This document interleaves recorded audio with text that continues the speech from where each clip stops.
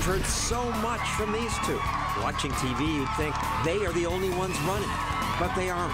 We have other options, like Libertarian candidate Gary Johnson and Green Party candidate Jill Stein, but people haven't heard of her. Do you know who this is? Can't say I do. I have no idea who that is. Do you recognize this lady? Elizabeth Warren? No, she's a presidential candidate. Tonight, we give Dr. Jill Stein a full hour to answer your questions. The Green Party Town Hall. That's our show.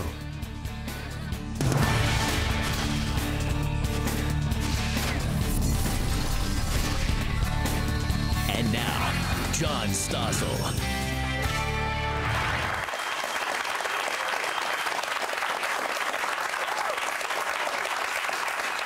This November, people say voters must choose between Donald Trump or Hillary Clinton.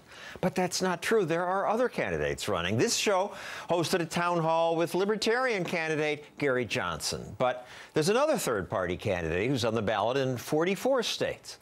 That's Jill Stein, representing the Green Party. Welcome. Thank you. Great to be here. Now, I'm a libertarian, and Jill and I disagree about a lot. I want government out of most of our lives. She wants government to do more. Lots of people, though, agree with her. Most of the media want government to do more, but most TV networks still won't give Jill Stein much airtime. So tonight, this is a town hall with your questions for Jill Stein. We'll give you the full hour. And audience, let me ask you, how many of you are likely to vote for Jill? Yeah.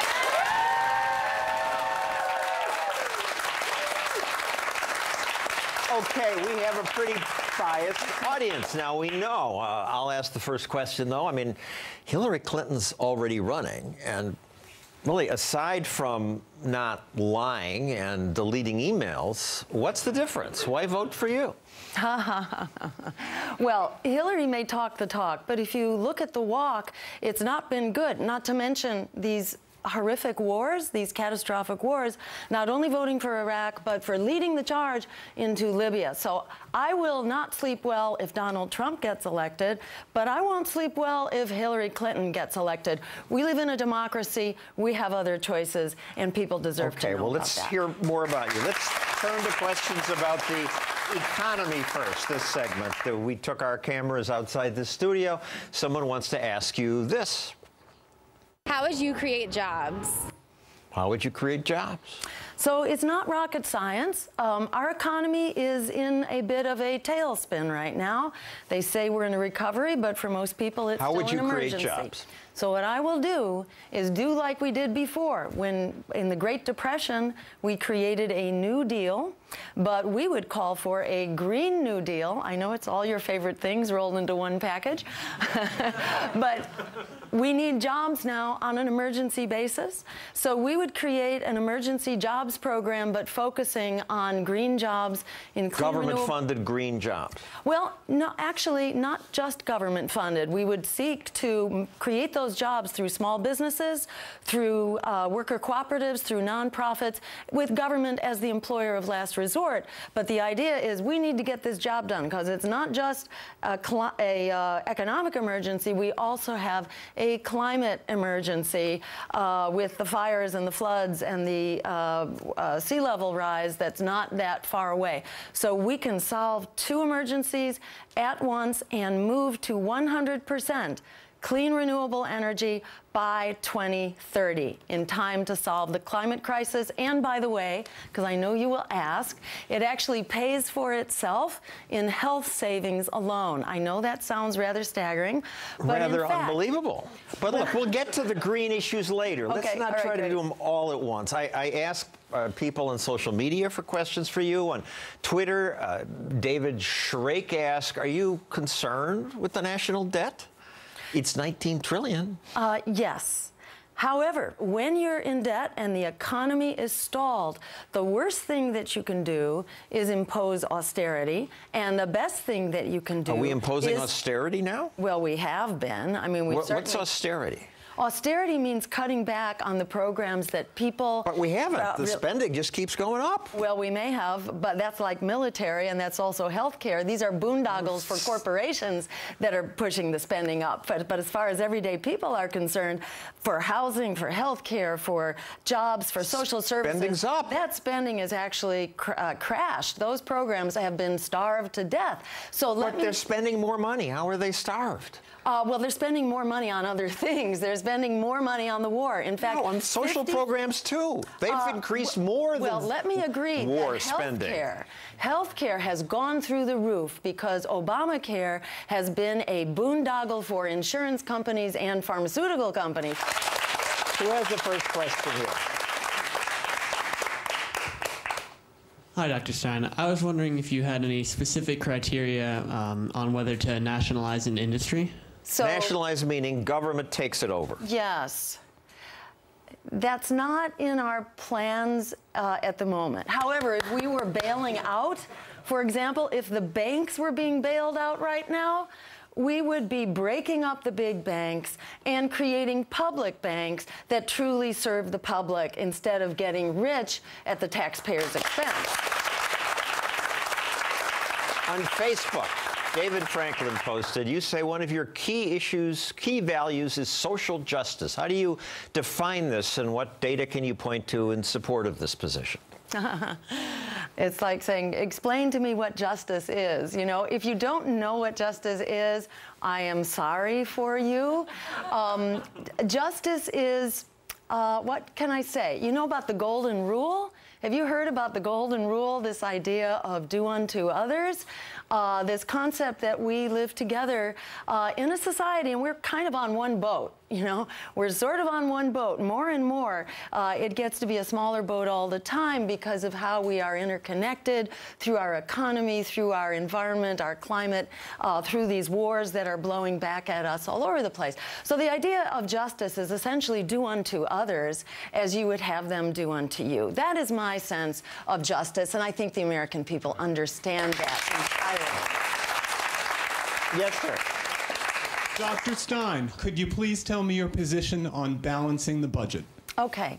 So we want to aim towards balancing the budget. However, let me say that in an economic crisis like what we're in now, cutting back on social programs and on jobs is actually the worst thing you can do for economic recovery. So consider like after the Second World War when we had a big budget deficit. That's what the Green New Deal is about, creating the stimulus package of our dreams. So balance the budget by spending more. Well, strangely enough, this is how we actually grow the budget. We grow our revenues. But let me also say there are things we do need to cut. We need to cut our bloated and dangerous military budget, which is eating up. On Facebook, Jared Thuman posted, the Green Party platform calls for the breaking up of any firm with more than a 10% market share. Why? This is not a healthy thing when the economy is controlled by a few. Like our media has been incredibly consolidated, and as that has happened, we've lost a diversity of our discussion. Or health insurance has become consolidated. We need to use our antitrust laws to ensure that we have a diversity in our economy. So Amazon, Gatorade, they all have more than 10%. You would just break them up, put them out of business. I mean, I like Amazon. I like Gatorade. So, you know, let me put that 10%. Gatorade has something like 70% of the market. Very interesting. Well, you know, I'm not too concerned about the Gatorade market, to tell you the truth, but I am very concerned about the health insurance market. But how would you decide? You said break up all companies that have more than 10%. Yeah. Well, let me say that might be kind of a holdover on the website. There are a few things that we need to clean up that are not really part of our agenda that we're working on now. Here's a question about education. As president, what would be your plan to help better America's public school education system? Great. So we need to fund our public schools like they count.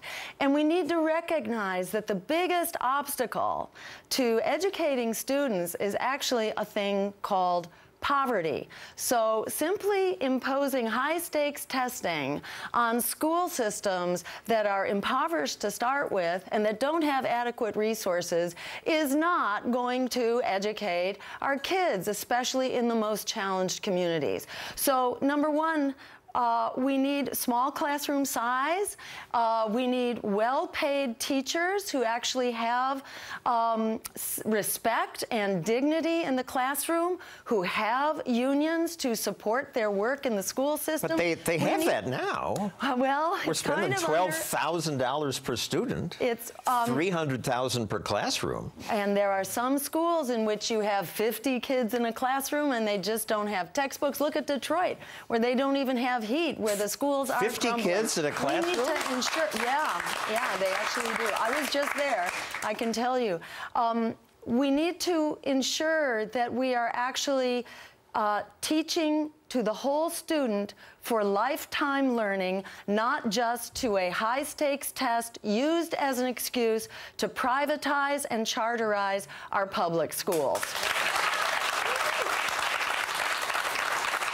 On Facebook, Patrick Jones posts, you say you want to eliminate student loan debt. Are you going to force colleges and universities to refund the exorbitant tuition they charged that ran the debt so high?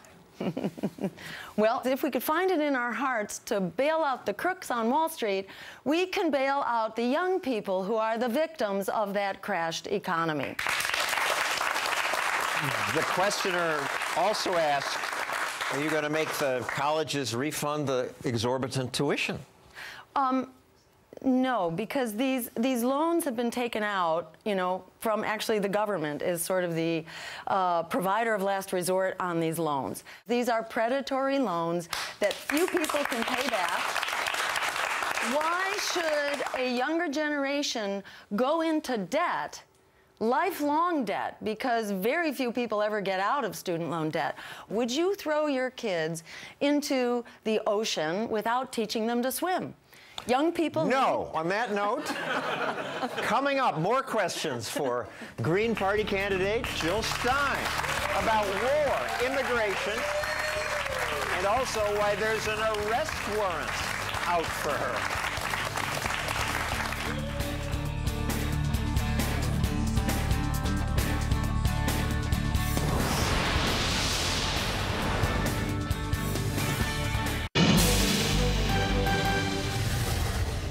We're back with our Green Party Town Hall. Dr. Jill Stein will now take your questions on personal freedoms and hot-button social issues. Immigration, for example. What is your stance on immigration? Would you build a wall as well? And what will you do to help open up our borders and make the freedom of flow a little easier? So two opposites, open borders, build a wall. Well, first let me say I think we need to demilitarize our borders. So take away the border guards? Well, certainly take away their guns, and I do not believe we need a wall. Border guards without guns? I mean, some people want to kill us. What would the border guards do without guns? Well, do we have guns in Canada? You know, do we have guns on the Canadian border? Yeah, some. Well, not many. If people think we have an immigration crisis, which in fact we do, I think the most important thing is for us to stop causing that crisis in the first place.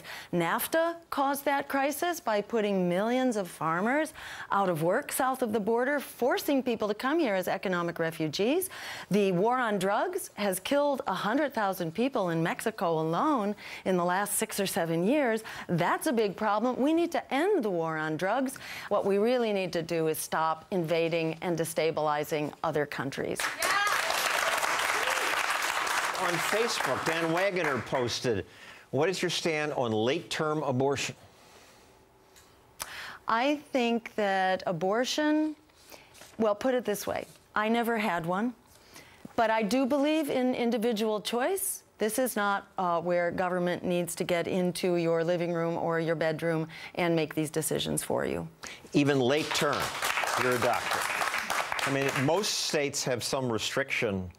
I think women and their healthcare providers are capable of making these decisions even on their own at behalf. 8 months. Again, I think women can make these decisions, but let me say, I think the most important thing here is for us to have full reproductive health care, and that includes family planning. Audience, you have questions? Yes, ma'am. Hi, Dr. Stein. Hi. I'm a psychotherapist, and I'm just wondering how you would go about improving the mental health services of this country. This is, again, why we need improved Medicare for all so that we are covered head to toe, cradle to grave, mental health, physical health, reproductive health, your hearing aid, it's all covered. For the same amount of money that we're paying right now, we could be fully covered. It sounds like magic. Well, it's the magic of getting corporations out of the business of writing our health care policy. That's the magic. Yes, sir. Hello, Dr. Stein. Hi. My question has to do with, will the president be able to hold the police a bit more accountable for how they're dealing with the civilians? Thank you, and thanks for raising that issue, because that's really a critical problem right now. There have been something like 600 or 700 deaths at the hands of police this year alone. It's really reached crisis proportions. So we need accountability. We also, in my view, we need to demilitarize how police are working. That doesn't mean we're taking away their guns, but it means we are training people in de-escalation techniques, and that we're not bringing in the big tanks and the machine guns to equip our police to do community-based policing. And it means we need to have communities in charge of their police instead of police in charge of the communities, which is the way it works in very poor and oppressed communities. That means civilian review boards, and it means independent investigators, so that you don't need an act of God from Washington, D.C. in order to find out what happened, so that we are investigating as a matter of routine any death at police hands. The victims and the families deserve accountability. They deserve to know what went on.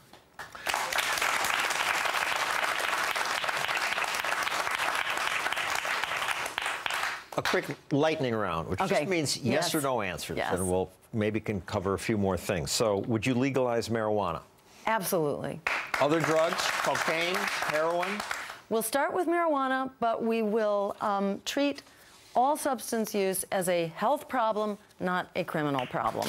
Would you legalize gambling? I would allow communities to make that decision, because communities pay a big price. What about, would you legalize sex work, prostitution?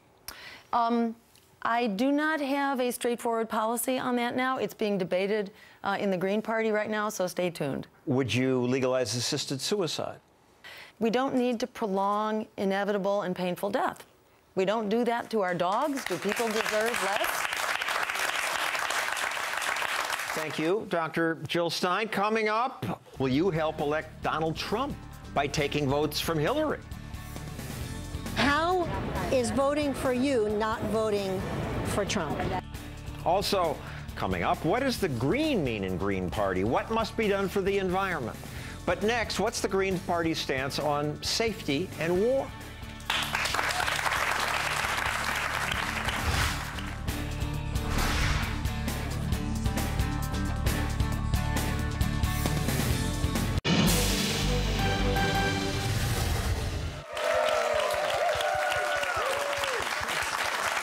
We're back with our town hall with Green Party presidential candidate Dr. Jill Stein. So let's talk about terrorism and safety. So, audience, yes, sir. Dr. Stein, on 9/11, you released a statement calling for a new investigation utilizing independent research. I believe it was a controlled demolition that took down the towers. It wasn't terrorism. It was a controlled demolition by Americans? Well, it was, I believe that the hijackers were patsies. They did have intent, but there was no ways they could fly those planes the way they did, and there's no way those steel buildings could fall the way they did. Do you have an opinion about that? So I think we need the full story, and the 9/11 Commission itself said we don't have the full story. So I would simply bring back that commission. This isn't controversial in my view. It's time to get the full story. Congress agrees too. On Facebook, Randall Rogers posted, Stein said she would not have assassinated bin Laden. Under what conditions does she feel deadly force is needed? Well, deadly force is called for when we are under attack, when we're under imminent threat. Assassinations are something else altogether. We have international law for a reason. We need to bring it back and abide by it, and the world will be a safer place. So the United States should not have gone there and killed bin Laden? I think we should have captured bin Laden and brought him to trial. That was part of the plan, but they felt they could have not done that safely. Not from what I've heard. I mean, we haven't seen evidence of that. People were armed in the compound, and I'm sure they would have loved to have captured him, brought him back, and questioned him. Well, he was standing there in his own room, and his wife was there, you know, and that was it. There were not guards or guns in the room. There were in the building. They had machine guns. But that didn't mean they had to assassinate him. You know, it was he that needed to be brought to trial. Here's a question about people keeping themselves safe. Levon Mazerazzi posted, you believe the Second Amendment guarantees an individual right to own a gun? So there are varying interpretations of the Second Amendment, and the most recent... He's asking what you believe. So, individual or militia only? Here's my belief. We are not going to be taking guns away from people. And under the circumstances, that is just not in the cards. That is not going to happen.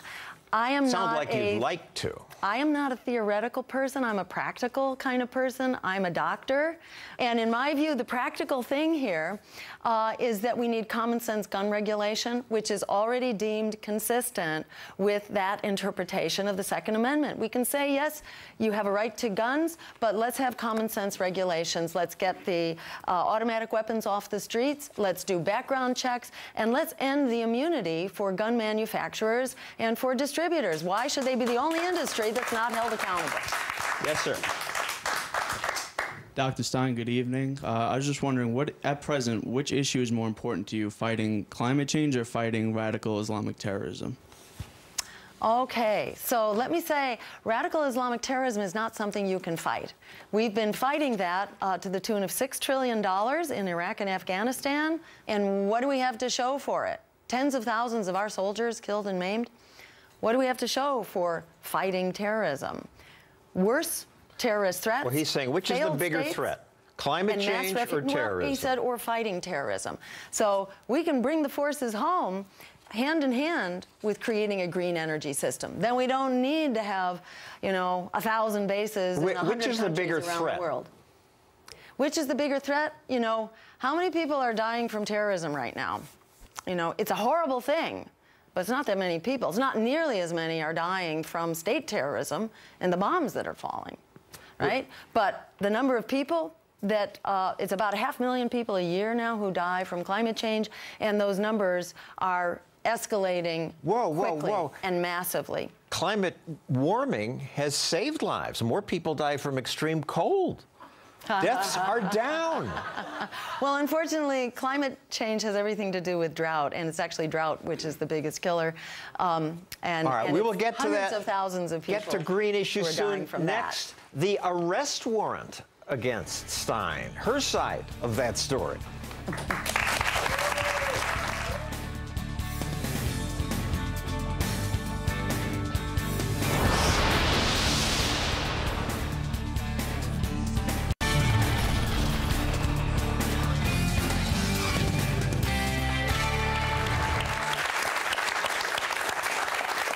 Welcome back to the Green Party Town Hall.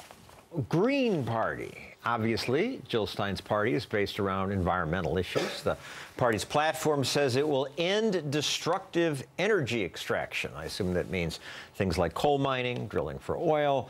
Recently, Dr. Stein went to North Dakota to join a demonstration against an oil pipeline. On Facebook, Carl Swanson asks, since you were arrested vandalizing private property while protesting an oil pipeline, and actually this is not true, you were not arrested, you did take a can of spray paint and write, I approve this message on a bulldozer.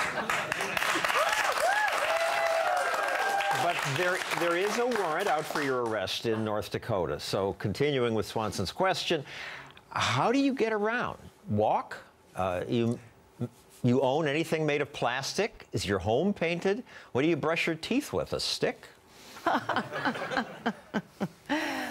Well, put it this way. We want to be sure that we have a future we can survive in. We want a climate. We want to prevent massive sea level rise. So we need to transition. What we do individually isn't going to do the trick. We really need a change in policy. And fortunately, this is a really good thing. It's not just good for workers who pay the highest price right now. What's a good thing? Moving to 100% clean, renewable energy. A green economy is a good thing. And we can do that by 2030. Yes. It's like 16 years. I mean, So- right now, can we put the graph up? We get 33% of our energy from coal, 33% from natural gas. Renewables are 7%. It's tiny. Exactly. You're This just is- going to change that in 16 years? Well, this is why we need a wartime level mobilization. When Pearl Harbor was bombed, it took us 6 months to transform the economy to a wartime footing. We have an emergency that we're facing now that makes Pearl Harbor look like small potatoes. Where are you going to get the energy? We will Windmills? actually, from wind, water, and sun. We have the technology we need right now. All we need is to get the predatory corporations out of the business of defining our energy policy. My administration will declare a climate emergency, which we're actually in, and will create the Green New Deal, 20 Will I million have to jobs brush my fix teeth it. with a stick? Hang on to your plastic toothbrush. No. Plastic and paint is made from natural gas and oil. But we're calling for innovation. You know, innovation is a good thing, and this is a great stimulus for it. And if it's a good thing, it'll just happen. Let's take another Facebook question. Nathan Biederman asks, if you want cleaner alternative energy, why are you against the only viable green energy, which is nuclear? Well, in short, it's not clean. It's actually lethal.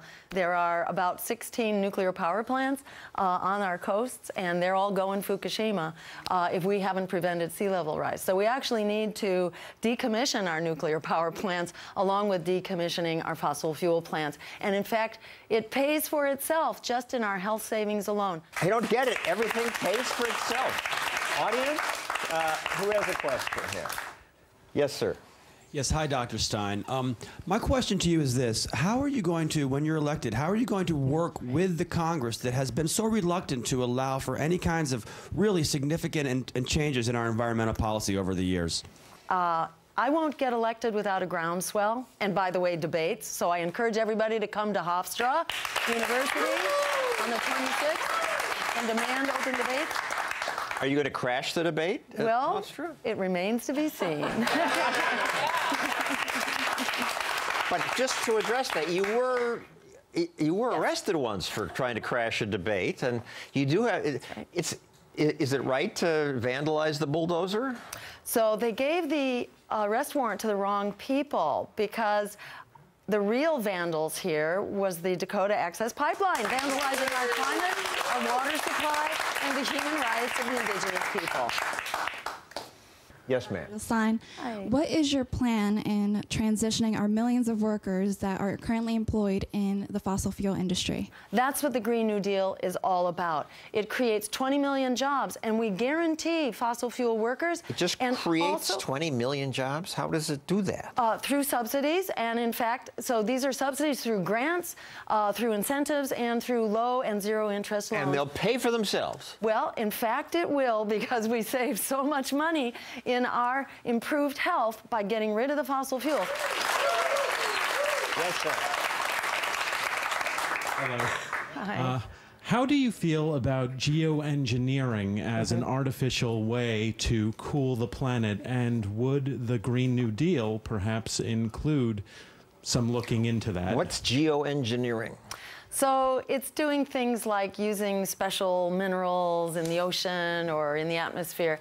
It's a high risk and very costly proposition. We have another alternative. Something is high risk and costly. Yes, but fortunately we have another alternative, which is low risk and low cost. I think that's the way that we need to go. Subsidies for solar and wind.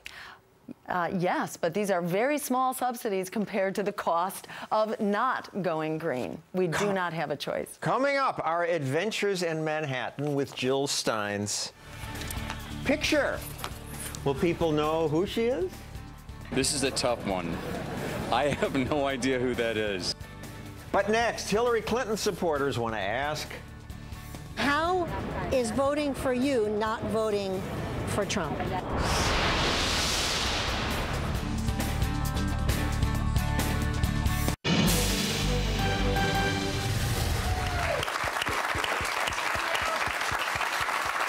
Americans rarely vote for third-party candidates. Some fear their vote will be wasted. It'll help the other guy. How is voting for you not voting for Trump? Her point, you may steal votes from Hillary and elect Trump. Steal votes like there's a new entitlement that big politicians own our votes? I think they have to earn them.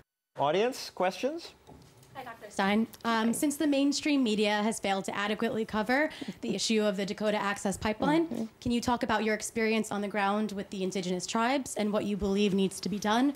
Thank you so much. This is where you wrote on the bulldozer, I approve this message. And the message that I approved of was the message of the indigenous people who were basically locking down on what's not construction equipment, it is destruction equipment. And when I was there, it had just bulldozed their ancestral burial grounds. It was just staggering. In the middle of the night, on a weekend. It was a total sneak and surprise attack. I think before they knew that they were going to get stopped. It was a government-approved pipeline. Done. Well, it was, but it was unjustly approved through an inadequate process. We must end all pipelines and do it now. End all pipelines. Right now in the South, a pipeline is closed because of a spill, and people are mad. Gas prices are up. All new pipelines, let me clarify, and all new pipeline infrastructures. Yes, sir. Hi, Dr. Stein. Hi. I understand that you are in favor of overturning Citizens United. That would actually give the federal government the ability to censor documentaries and other mediums. Do you believe that the federal government should be able to censor documentaries, books, magazines, cartoons, or any medium? I support freedom of speech, and I do not support government censorship. But there's much more going on in Citizens United. This is about basically allowing corporations and extremely wealthy super billionaires to buy out our political system. And that is a catastrophe for all of us. They sure haven't been winning. Big money has certainly taken over our electoral process. I mean, just look at Hillary Clinton and Donald Trump. They are the product of this big money system in which the money is pouring in. So we need to, She wants to repeal it, too. It was a movie about her, Citizens United. Of course. Well, so she says, you know, but she cannot give up the big money. She's addicted to it. My question to you is, what is your position on enacting congressional term limits?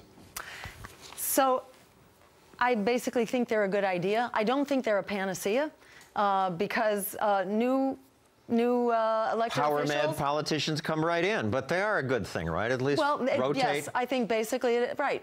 And that was the original concept, you know, of the founders. We weren't supposed to have a class of professional politicians. And we agree on something there. On Facebook, Ryan Cooper asks, since the Green Party is not on the ballot in all 50 states, would Jill Stein encourage her supporters in states with non-Green Party ballots to vote for Gary Johnson?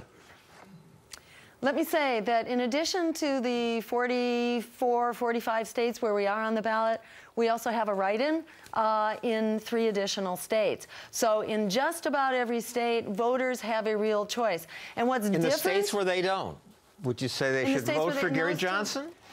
I will leave it up to them. Matt Gunnan asks, without a Green Party candidate, who would you support? Johnson, Hillary, or Trump? Thank have to God. pick. Thank God we have a Green Party. I mean, this is why we have a Green Party. On Twitter, Keith asks, can you name anything beside the wars that the government shouldn't be involved in? Well, the government should not be involved in backroom deals and in partnerships with corporations. What about farm subsidies? Farm subsidies. So let me say, I think government should be involved where there is a critical, where the public has a critical stake. And I do think our farm yes, system... no farm subsidies? Yes, well, no? to sustainable farming, not to corporate fossil fuel intensive farming, which is a big part of the climate change But issue. some organic farms should... Yes. Foreign aid? Yes. Should do foreign aid. There should be a minimum wage? Absolutely, 15 and There up. should be gender race quotas? Government should be involved in setting that? We need affirmative action. We have historic burdens that are cumulative and are not sustainable, that we must take action on. And if people are poor, government should fund their housing, clothing, food? I think, John, we have a critical situation right now. We have massive disparities. 22 billionaires have as much money as 50% of the population. This is not survivable. The average worker's wage is barely at the poverty level. So we have a massive social inequity burden, which is, you know, as the saying goes, if positive change is not possible, then violent change becomes inevitable. So we have to ensure that we're taking positive steps rather quickly towards an economy that is survivable for us all. More spending. When we return, Jill Stein's closing argument, plus our attempt to find people who know her. Do you recognize this lady? Elizabeth Warren?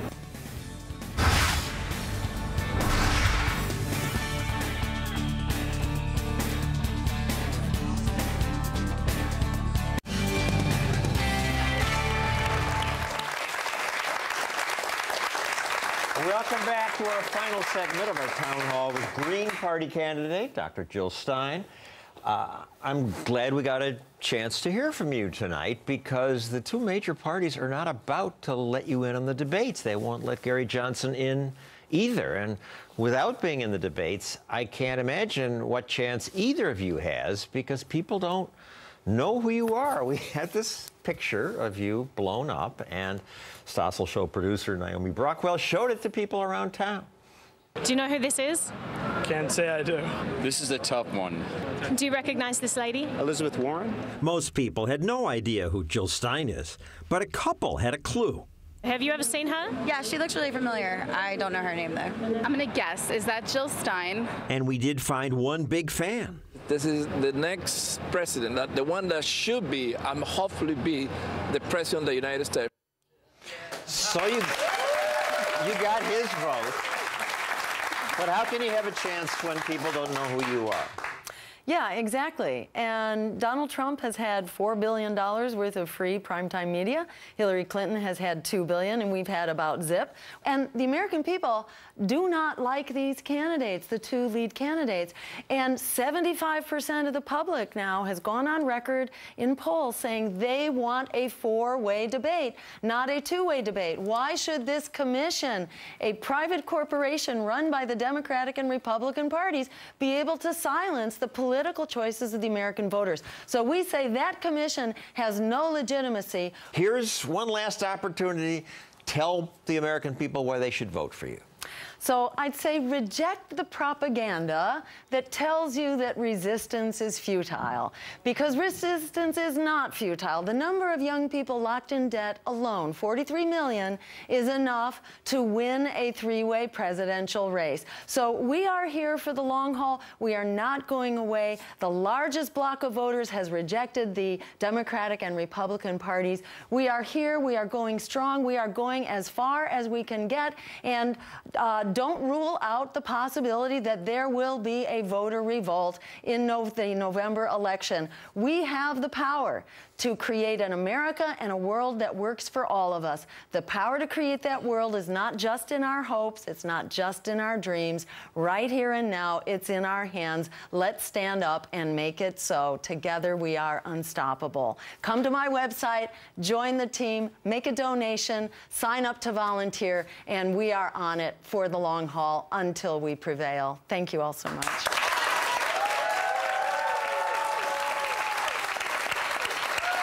Thank you, Jill Stein. And now that I've heard your arguments, I've got to say that I will vote for the third party rather than Donald and Hillary, and I hope you viewers do too.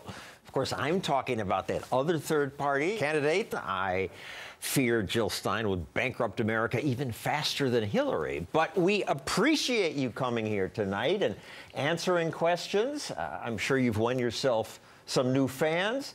It's good to hear from her, not only to learn about what the Green left thinks, but also as a reminder that there are more than two presidential candidates. In addition to the Libertarian and Green parties, there's the Constitution Party, the Reform Party, the Socialist Workers Party. Don't the socialists ever learn? The Prohibition Party, and others. The Constitution Party will be on the ballot in 24 states. Jill Stein and the Green Party is on the ballot in 44 states. And as she points out, some write-ins. Gary Johnson and the Libertarians are on the ballot in every state. So vote for him. Am I allowed to say that? Vote for Gary. That's our show. Good night.